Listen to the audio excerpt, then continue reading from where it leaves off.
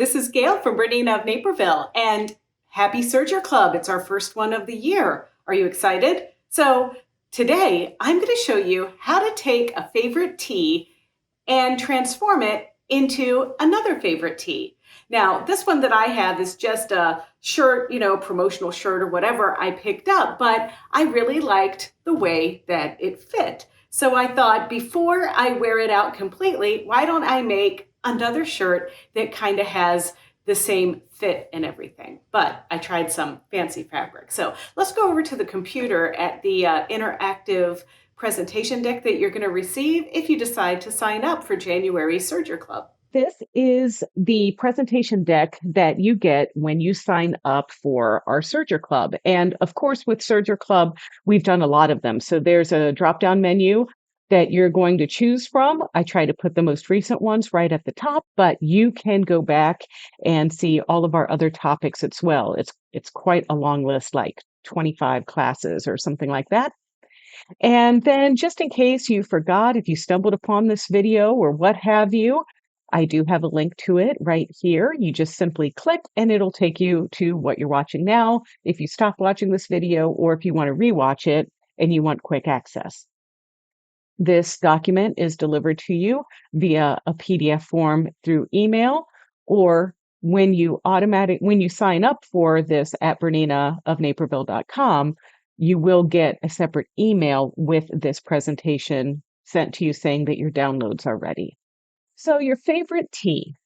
I really think it's important to think about why you like the t-shirt that you want to copy. And then that can kind of guide you in the direction that you're going to need in order to make it. So start with, what do you like about it? Do you like the fit? Do you like the fabric? Do you like the cut? Do you like the neckline? What are those things that you like most? And if it's the fabric that has you excited, then maybe seek out trying to buy that fabric that most resembles this inspiration item. In my case, I couldn't find anything perfect, but I had a look at these items from my stash. So here is some samples of some different knits. Now, this knit has a lot of body to it. It's really soft. It's not that drapey, but it is, it probably would make up well in this shirt that we're covering. Then there's another knit here, and this one feels softer and it's a little bit thinner. And so this would be a better choice to copy this shirt than this one, which has a little bit more body to it. However, I want to try to make my shirt a little bit dressier. And you can see here, I've already copied it and sewn one together as a test. And you can maybe see the drape and the color. This is a little bit more dressy. So this is what I want to go for. Something with a lot of drape that is going to have more of an elegant look when I wear it. Another thing to consider is, are there any changes you would like to make to the shirt? Like, you love everything about it except the neckline, or you love everything about it and you want to lengthen the sleeves because now it's winter and you want long sleeves instead of short sleeves. Also, what's your sewing level and how do you plan on doing this? Are you going to make a pattern from scratch like I did, or do you want to kind of rely on another pattern to kind of help you with maybe some instructions on order of sewing it together and that kind of thing? And if you are wanting to change the neckline, there are lots of options out there for you. And I mentioned sleeve length. So let's have a look at this. First, fabric. So sometimes our favorite tee is our favorite tee because of the cut, but then sometimes it's a combination of everything.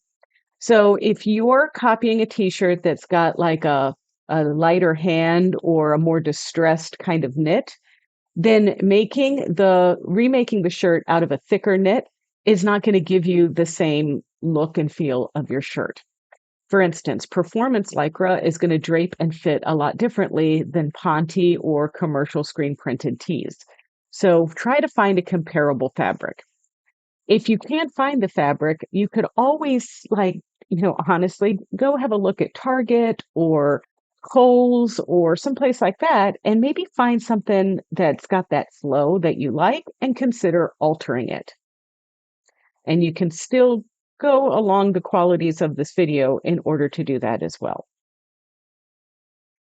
Necklines. So there are 6 different options here: crew neck, V-neck, scoop neck, cow neck, boat neck, off the shoulder. Well, you can kind of eliminate these. These are really a totally new video altogether. Cow necks the cut is just a little bit different. But the most popular ones would probably be a crew neck and a V-neck. And quite often I get a lot of requests to turn a crew neck into a scoop neck or crew neck into a V-neck. And why reinvent the wheel? Our friends over at Professor Pincushion have done a fantastic job of showing you how to alter a t-shirt to create a V-neck. Likewise, they have a pretty good video on just assembling a t-shirt neckline to ribbing with a crew neck. So I recommend that you click on these links and go over and watch their 2 videos that I picked out on their YouTube channel. And these links will take you right there. Another thing is, if you're not very familiar with making your own pattern or whatever, I mean, this one is pretty easy that I'm doing. There are companies like our friends at Grainline Studio that offer t-shirt patterns. And I think this one is a pretty good one. It fits all different body styles and shapes, and you get different sleeve options already there in the package. So all you would have to do is just take these pattern pieces and kind of compare them to your t-shirt that you're trying to copy, and just nip in at the waist if that's what you need to do, or make slight adjustments maybe with length and that kind of thing. They also did a sew along for their lark tee, and they have variations for a dress, a cardigan, and then somebody blogged about turning their lark tee into a little strappy, fancier looking t-shirt. But we're going to make our own pattern. So basically, I have in the handout that I'm using tissue paper, and that I use that a lot. But for this application, I used poly mesh stabilizer that's 20-inch, and it just was perfect because number one, my Sharpie didn't bleed through it, and number two, it was wide enough to cover my pattern pieces. So that's what I'm using. Some of you are going to be grabbing your pearls because you're like, oh my God, that's expensive, Gayle. Well, what I do like about the poly mesh is it is rugged, it doesn't tear easily, and now that I've made this pattern for my favorite shirt, I can hang on to it for years and years, and it's going to keep its quality, and not the pattern itself is not going to get distressed or wrinkle. I'm going to go over to the design table now, and let's draft this shirt. With all of my analyzing of why I like this shirt and all of that stuff, I'm going to copy it now, right? So here is kind of what it looks like.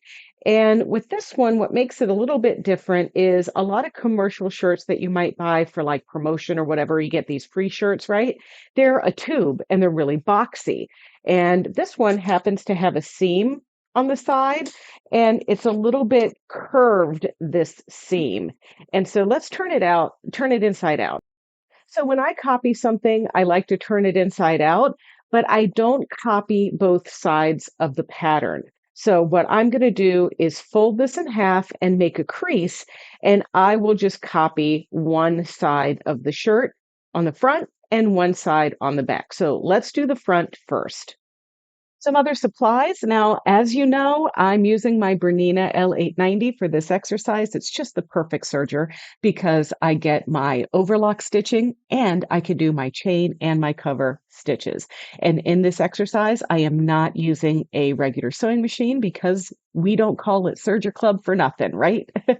So I determined that I needed about 2 yards of fabric to make my shirt. I'm using Serger thread in all 4 paths, or all of my paths when I'm doing my cover stitching. You may need a fabric marking pen. You're going to need a Sharpie and the stabilizer, like I mentioned, but you're also going to need some scissors to cut it out, or you're going to need a rotary cutter and mat if you choose to go that route. You'll also need some pins and some pattern weights. Either one will do, maybe a combination of both. And I did sew my items together with the size 80 ELX ballpoint needles. You might want some double-sided fusible hem tape. My fabric was pretty well behaved, so I didn't need that extra stabilization. So I just pressed my hems over and stitched them. You might want a seam gauge so that you can determine where the 1/4 of an inch is when you're using your chain stitch or your overlocking. So I took this to the iron and gave it a pressing. You can see I folded it down the middle here and lined up my side seams together with the back, exposing this seam, kind of tucking my sleeve away so I could get a nice preview of this pattern piece, because we're going to go around here and trace, and we're not tracing the neckline with the ribbing. We're going to trace it right there at the seam line. So here, here, we're going to trace that fold line, and then I'm going to trace the bottom of the shirt and then the sides here. Now, I also, once I trace it, I'm going to mark where I want certain seam allowances, because of course my hem, I want that to be 1 inch, and then I will not need to add a seam allowance down here. I just will be putting this on the fold when I cut out my other piece. So what do I trace this onto? There's so many things. There is obviously the pattern tissue that you can purchase, that you buy by the yard, that has little dots on it and everything. I don't always have that on hand. I do have some tissue paper, which you can see here. This is just left over from the holidays, but I've had to tape it because the sheets with this particular tissue paper weren't large enough. Now, this also tears really easily, so as you're cutting it or you're storing it or whatever, this might not be an ideal choice. I do have this awesome poly mesh stabilizer in a 20-inch wide piece on the roll, and this works out quite well because it is also see-through like the tissue paper, and then this will be nice because I can keep it for a long time. It's sturdy, it's not going to rip, and this is my choice for what I'm going to use. So when I trace this, I mentioned that we're going to mark where the fold is here, and I'm really just feeling where that neckline starts and where everything ends. And then I know that when I placed this stabilizer down, that this was the very, very edge of that side seam of my shirt. And I'm using a Sharpie marker, and it does not bleed through the poly mesh, so don't be alarmed there.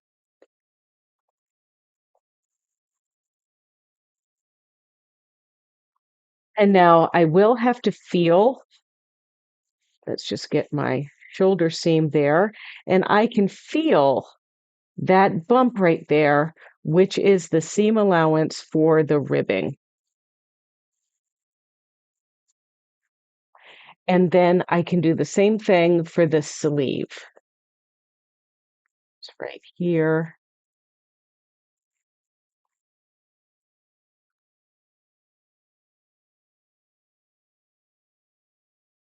I might need to come up just a little bit like that. Okay, so now I'm going to get a straight edge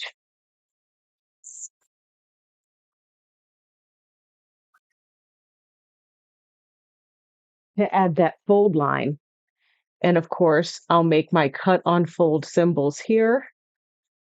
And then I'm going to say 1 inch with an arrow pointing here to know that I need to add 1 inch to this. And then here, I'm going to add 1/4 to the neckline. I'm going to add 1/4 the shoulder seam, 1/4 inch to the arm seam, and 1/4 inch to the side seam, because with knits, typically your seam allowance is 1/4 inch rather than 5/8 or whatever. So that's my front, and you can go ahead and label that if you want. And then we will do the same thing for the back. And so to get this into position, I'm going to undo this. And I had to flatten this down quite a bit for the back. So I'm going to take this back to the iron, and I'm going to just smush it by lining up my side seams and pressing this again and getting these wrinkles out. I'm going to line up the side seams and do the same thing there.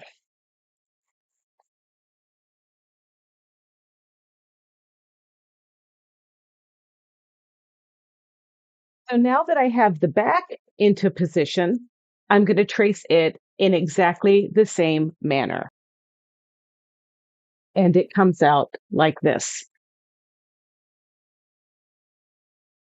Now, for the sleeve, obviously, we just need the one sleeve to copy. And you can do the same plan, and that's flatten this out on the iron like so.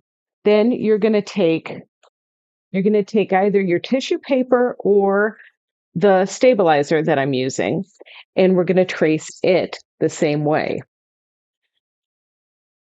Going right along that seam.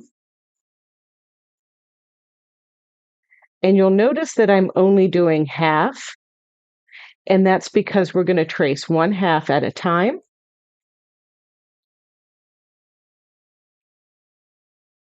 And then this is the front. So I'm just going to make a little note there. F is for front.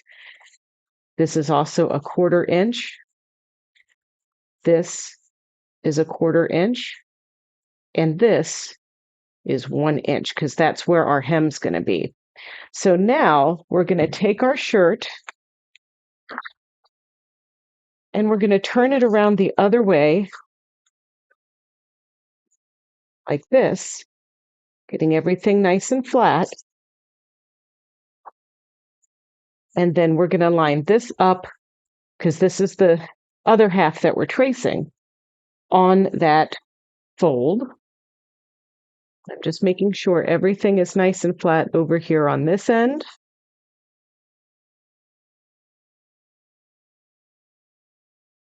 And I'm going to feel for that serged seam.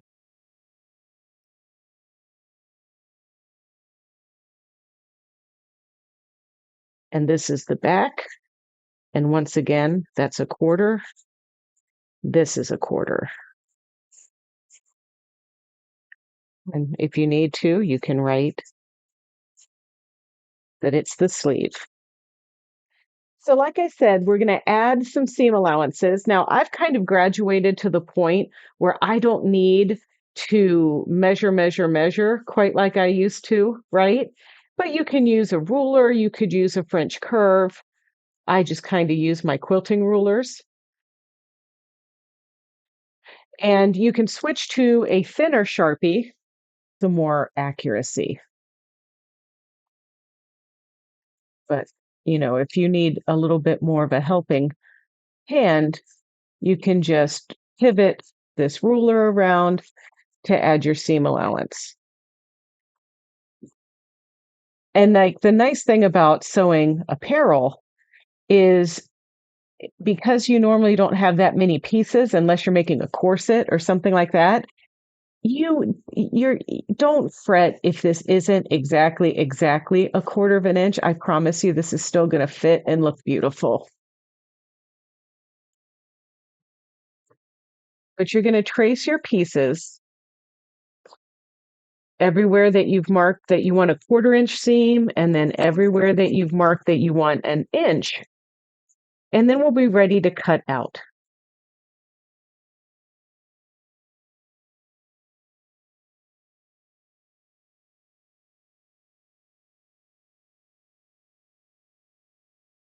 So this outer line will be my cutting line. Now, another thing that you're going to want to do once you get all of your pattern pieces created, you're going to want to compare your front and back pieces. So, like for instance, I'm lining up these pieces here like this to make sure that my shoulder seam is the same width. And you can see I did make a little adjustment to my pattern to make the V a little bit V-y, more V-like. But you can make any adjustments that you want at this point. And then I also adjusted my back piece so that the hem was a little bit straighter and the curve was a little bit curvier on this piece. And then I cut away 1/4 inch. So when I cut this, I'm going to cut right up to the edge of that um, stabilizer, and then I'm going to place this on the fold. This is one that I tried in my practice run, and it came out perfect.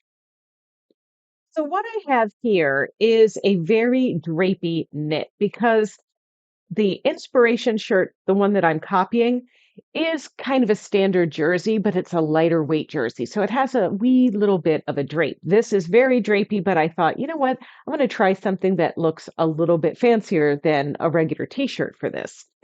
So this clearly has also the right side and the wrong side is pretty defined. It's also a little bit distressed, which I like. So I'm going to, this is the right side and this is the wrong side. The wrong side looks less shiny and darker. And I'm going to cut the front, the back, and a sleeve. And then I'll show you what I'm doing for the neckline. Now, because with some material that has a little bit of shine to it, you don't always know if it's going to have nap or not. And I got this fabric from a place where there was no bolt, there was no anything like that. It was just a bunch of yardage. So I'm not quite sure what the makeup is of it without burning it and seeing if it melts, or burning it and seeing if it burns, right? but but that's okay. So I'm getting this nice and straight so I can cut my front piece on the fold, and you'll notice that I brought in my cutting mat because I'm going to use my rotary cutter mat and rulers, or rotary cutter rather. I don't think I'm going to use any of my rulers, but okay. So, but without knowing if this has nap or not, I'm going to make sure that I cut my pieces with at least the top of the pattern in the same direction. So when I cut the other side, I'm going to make sure that the top of my pattern is here. So I'm just going to line that up, and I could pin or I could use pattern weights. And sometimes for something like this, I really don't have to pin that much. I'm just going to kind of encourage it on these little areas here. That's the nice thing about cutting with a rotary cutter.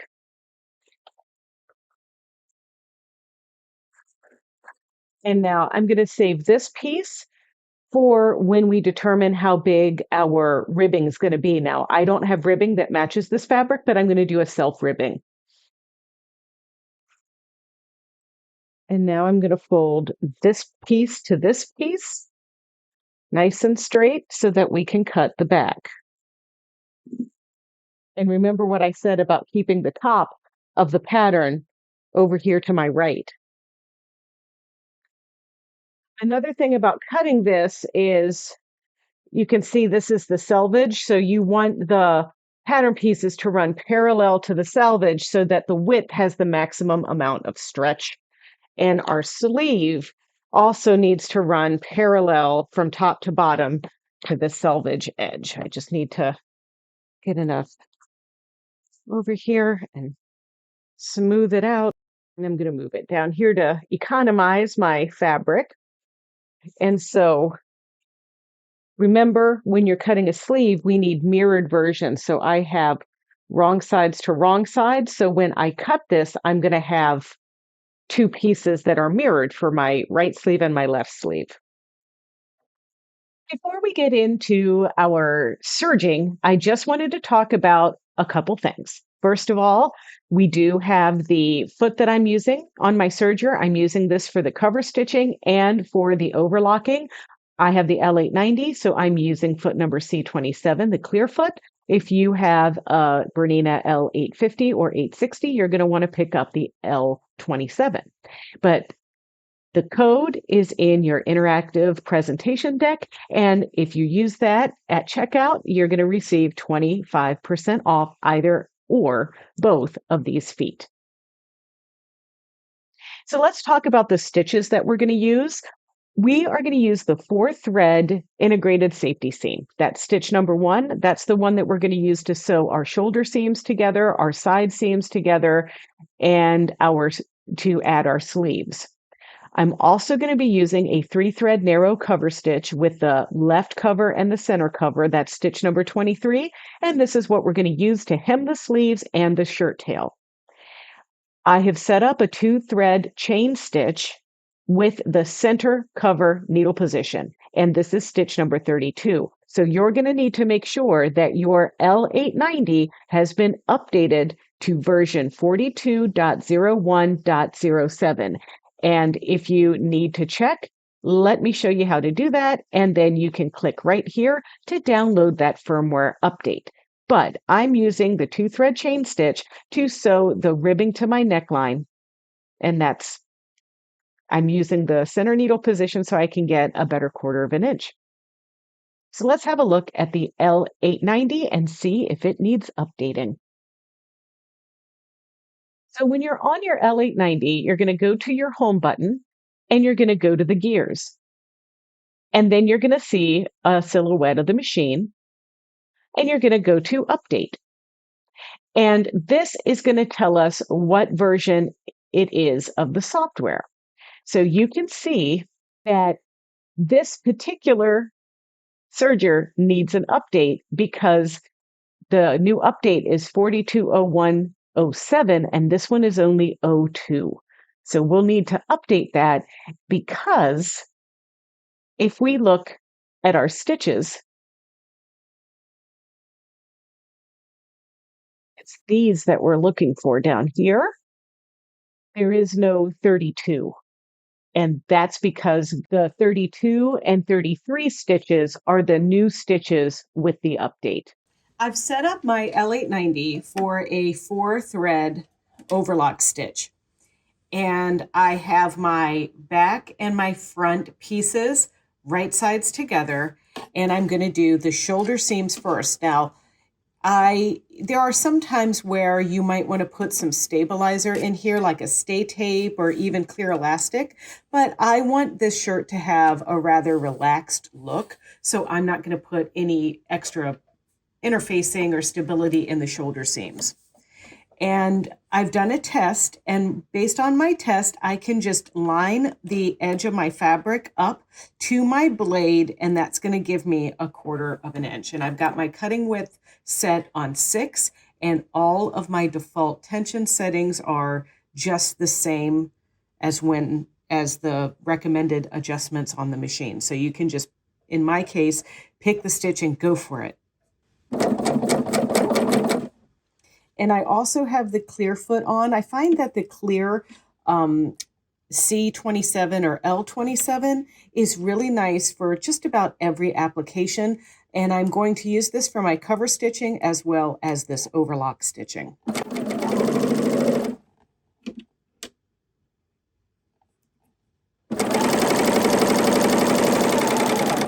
And now I'm going to make a little chain to put the other shoulder seam on, and then I'll clip that chain.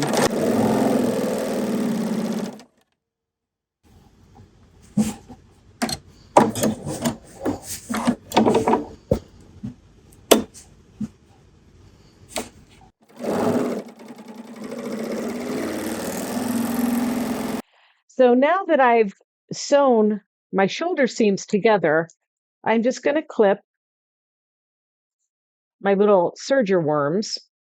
And now we want to measure this neckline with a bendy measuring tape. And just any measuring tape is fine, as long as it's one of the bendy ones, because I'm going to line it up and measure like this. So I'm at like 7 1/4, 7 1/4, 7 1/4, and 7 1/4 is 14 1/2. And then I have about 8 3/4. This requires some math. So it was 7 1/4, 7 1/4, and 8 3/4. So Our formula. After I measured around my neckline, I came out with 23 1/4.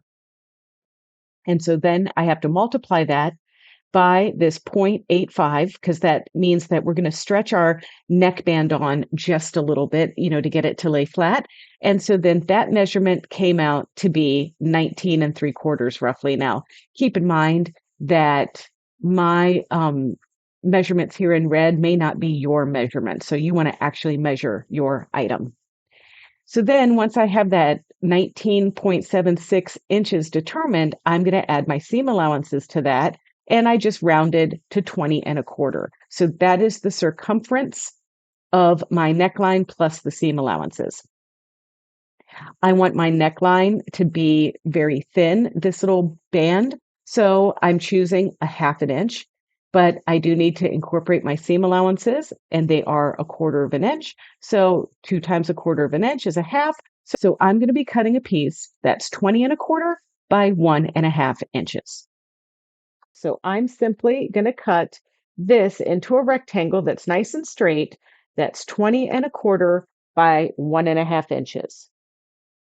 And now we're going to fold this in half in this direction and press it. Make sure that we're pressing it wrong sides together. Okay, so I'm going to pin, but ultimately we're going to do an overlapped collar like our friends did at Professor Pincushion. However, I am going to start by having this just out a little bit like this, and I'm going to stitch right here. And then I'm going to fold this in half to find the center.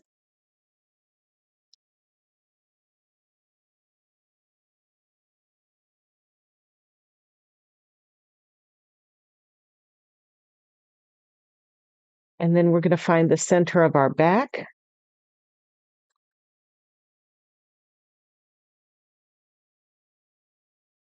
And we're going to line up our centers.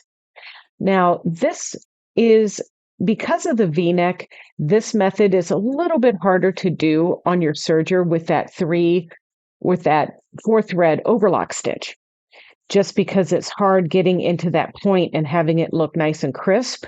So you have a couple options here. We can do it on our sewing machine, or we can do it with our 2-thread cover stitch. So I'm going to do this ultimately with our 2-thread cover stitch.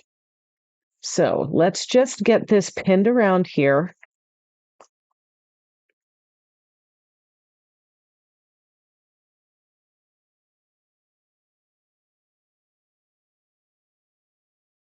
And notice I'm not pinning it on the shoulders yet. I'm just kind of going down here, over pulling it just a little bit. Yeah. Okay.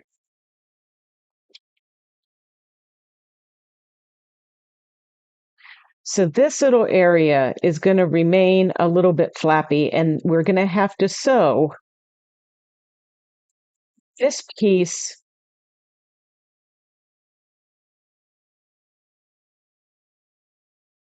like this first. And I really do want you to watch that Professor Pincushion video on overlapping a V-neck like this. But in the meantime, I'm going to set up my L890 for a 2-thread chain stitch. So I have my machine set up. The needle is in the center position, and I have the 2-thread chain stitch. Right here is my 1/4 inch line. And what I'm going to do first is I have this little area here that I pointed out to you that we just need to do one little stitch here to hold it on to the neckline. So I am going to move this pin down to have a little bit more room.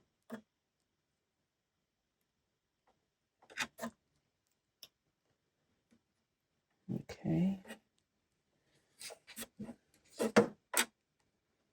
And I'm going to use my tweezers to just futz this into the right area. It's just so tiny and so slippery. Ay, ay, ay. Here we go.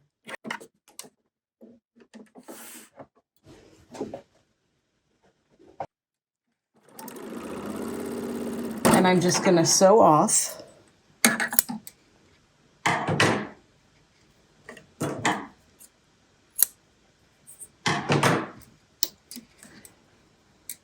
And now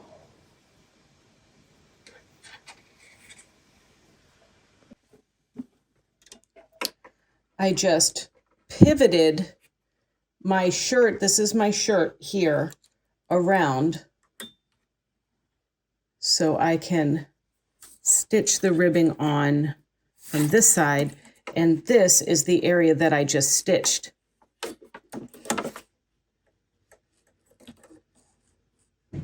Okay.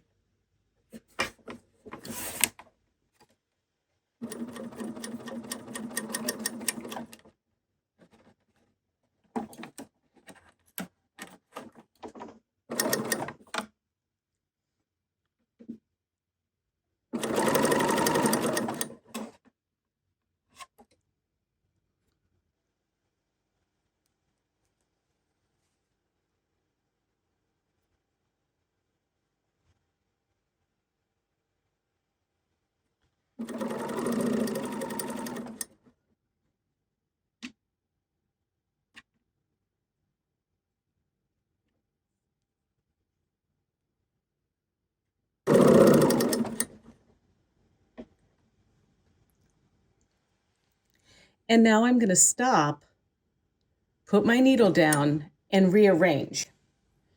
And what that means is I'm going to take the rest of my band, and here's my neckline there, see? So now this needs to line up just here like that.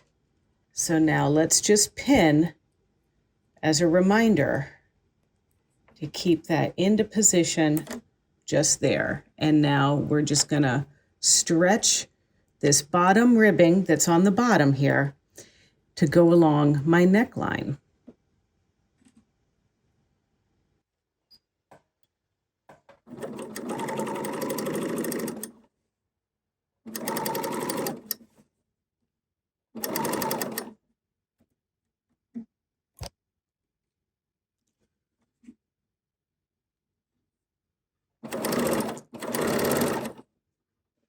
So once you've gotten around the neckline, you still have one little area that needs to be stitched down. And it is the flap that we just sewed from the other side. So we just need to come over, and you can either go from the top or bottom here, but I like to see the little flap in what I'm stitching, and I just need to stitch it to the seam allowance there.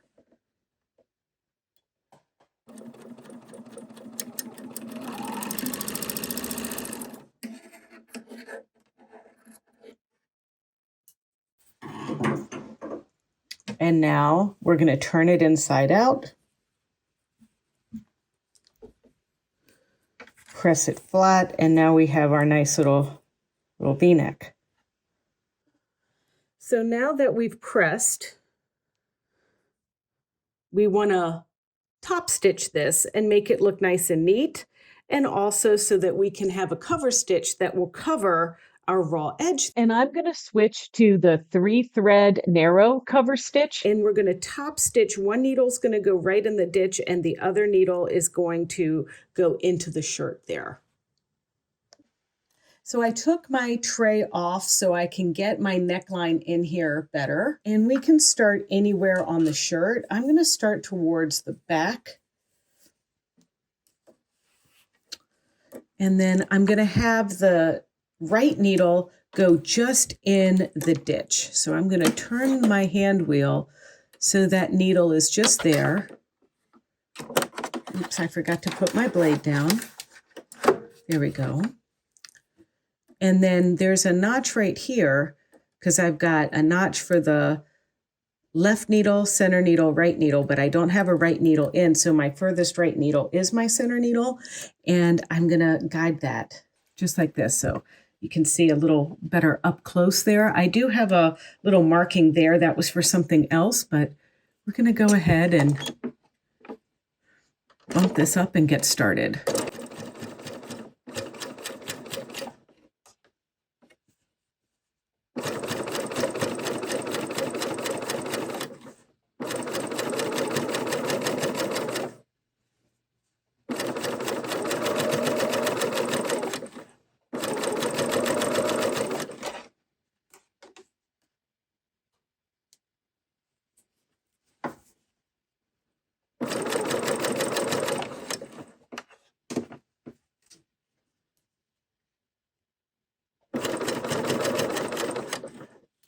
And now as I approach that V,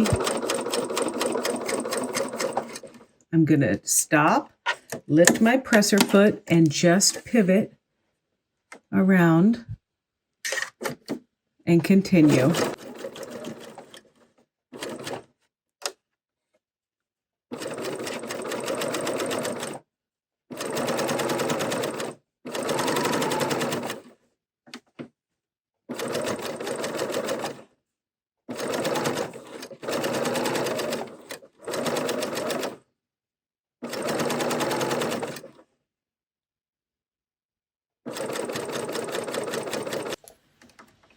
And now I'm just pulling my threads and pulling this out.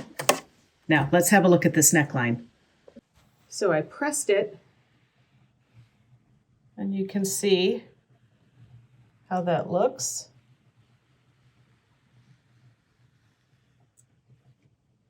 And that's nice. It's not going to unravel. Now I could use my duckbill scissors and trim that, but you also might be wondering, if you were doing like a crew neck shirt or something like that, you could do your 4-thread overlock stitch. It would go around very nicely to attach the ribbing. Then you could come back with any style of cover stitching and it would work quite nicely. But the V-neck just makes it a little bit more challenging. Right. So now that this is done, it's time to grab our sleeves. And if I take my sleeve here, this is how it was cut out here. So I'm just going to put a pin on this side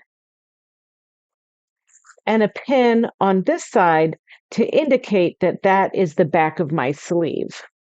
So this is the right side here. This one is right sides here.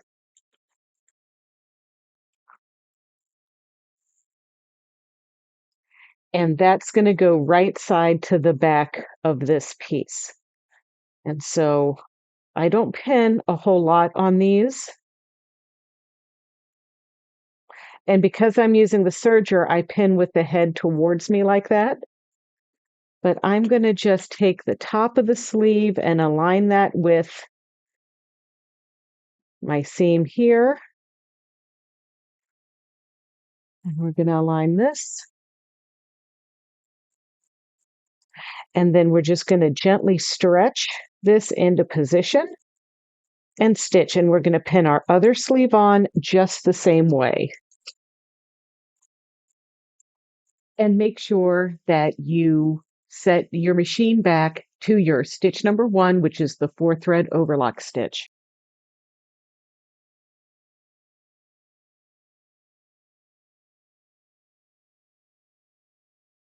Once you have the sleeves on, now we can take it and turn it wrong side out and stitch our side seams and our side sleeve pieces together. And then this will be the last overlocking that we're going to do. And then we're going to hem that 1-inch hem with our cover stitch. So I've taken my shirt to the iron and pressed up my hem 1 inch on my sleeves And here, now, I know what you're thinking. Yes, there is a 25 millimeter or 1 inch hemmer that just came out, but they are in such high demand, I had to sell my personal one. So I'm going to do this the old-fashioned way by pressing and then following along on a guide on my L890 cover stitch. So I'm going to start on a sleeve, and I'm starting at the seam at the bottom of the sleeve, and I'm just going to slide that over my free arm. And 1 inch is about where this connects. And if I just look under there, I can see that looks pretty good.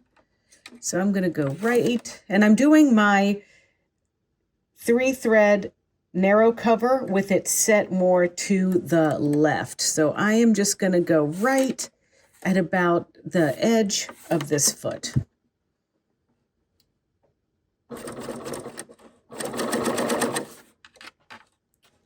And also, as you get back to where you started, you want to make sure those 2 ridges that represent your needles are going right into the previous stitching.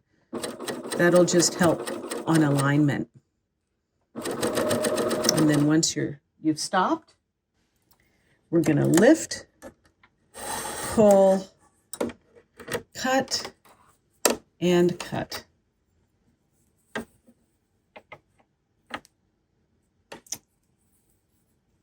And now if you have a little extra under there, that's very easy to remove using applique duckbill scissors like this.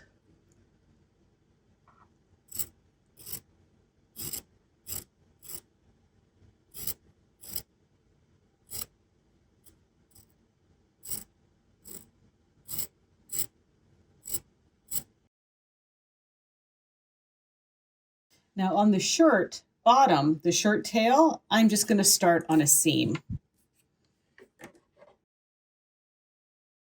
All right, well, that was pretty easy, huh? And look, now I have my favorite tee back, and I have another one that's very similar. So thank you for joining us. And next month, we're going to be making hot pads using the new belt loop maker for your cover stitch machine. I hope that you enjoyed that one. I think it's going to be a lot of fun.